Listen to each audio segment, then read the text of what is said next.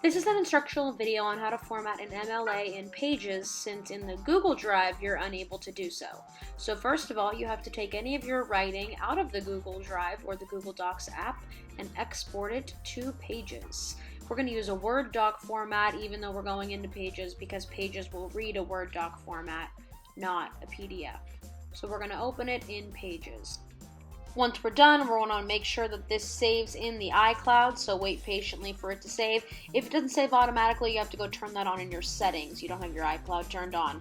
Then you can open up the document. Clearly, this has no semblance of MLA formatting. So we're going to start with the easy part by selecting all of the text, and we want to put it in Times New Roman 12-point font.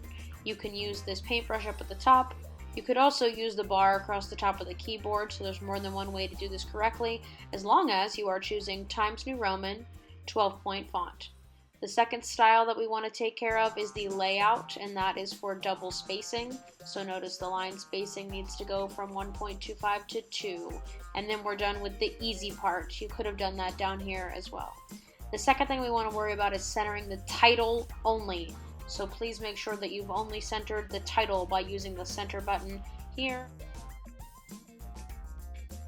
Now we're going to format the page as a whole. So if you click on the wrench icon in the top right hand corner and document setup, I've zoomed in here, but you're going to want to tap on the header. You're inserting a page number. You're not typing the number 1 yourself. You're picking the number 1 from the top of the list. Then you're going to need to move your cursor to the left of that so that you can type your last name capitalized, followed by a space. This is not proper MLA formatting, so you're going to want to select it all and then click on the paintbrush in the top right corner. Notice that it is not in Times New Roman 12-point font, so once again, you have to follow that process. Once it's in Times New Roman 12-point font, you're then going to want to align it right, because headers are in the top right-hand corner of the page. And now we're getting closer to MLA formatting. We have to change the margins by hand. So you're going to want to tap, hold, and drag these little blue arrows out to make it 1 inch. And the little marker tells you at what inch you're at, so you can stop when you get to 1 inch on all 4 sides. Once you're done with that, in the top left corner, you can tap done.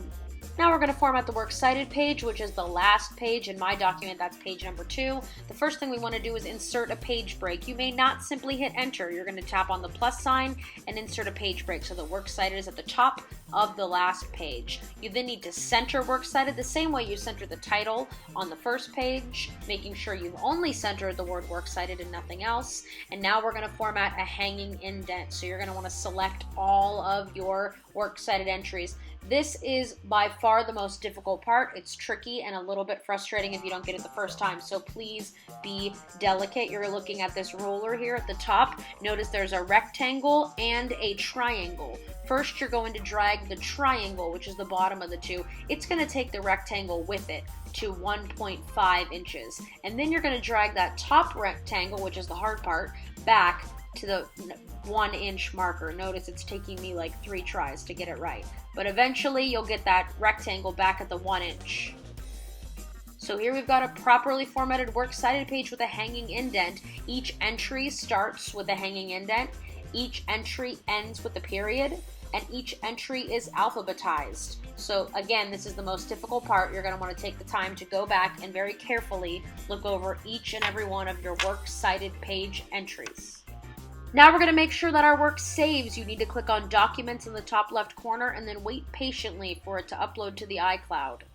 Once it's done, you can export it back to the Google Drive.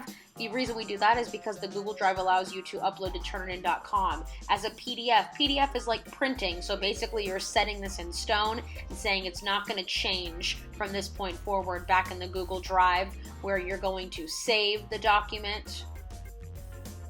And once it's uploaded to the Google Drive, the best recourse is to rename the document. So your instructor has given you a very specific way to rename your document in the Google Drive. Last name, first name, your English class, your period, research paper, and this is the rough draft that you will be eventually uploading to turnitin.com. Once it's renamed properly, you're good to go.